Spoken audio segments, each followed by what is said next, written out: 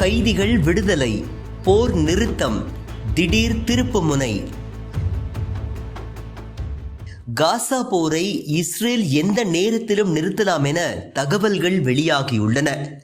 50 Israel பெண்கள் குழந்தைகளை Hamas விடுவிக்க உள்ளதாகவும், அதற்கு ஈடாக பாலஸ்தீன் பெண்கள் குழந்தைகள் 300 பேர் வரை விடுவிக்கப்படலாம் என இஸ்ரேலின் சேனல் 12 தொலைக்காட்சி செய்தி வெளியிட்டுள்ளது. ஏஜென்ஸ் பிரான்ஸ் பிரஸ் ஊடகம் வெளியிட்டிருக்கும் தகவலில் இஸ்ரேல் கைதிகளில் 100 பேர் வரை விடுவிக்கப்படலாம் என்றும் அவர்கள் பொதுமக்களாக இருப்பார்கள் என்றும் கூறியுள்ளது.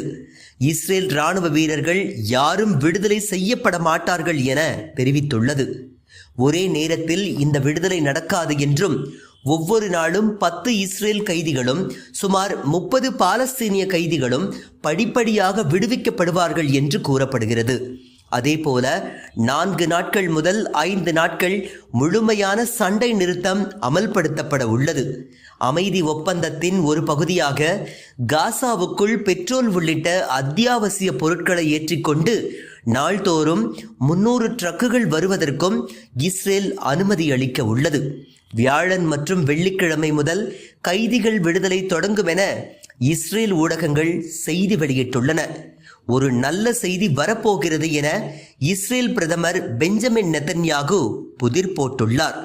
கைதிகள் விடுதலை என்பது போர் வெற்றியின் ஒரு அங்கம் என அந்நாட்டு பாதுகாப்புத்துறை அமைச்சர் தெரிவித்துள்ளார். எனவே விரைவில் கைதிகள் விடுதலை மற்றும் போர் நிறுத்தம் வரவுள்ளது உறுதியாகியுள்ளது.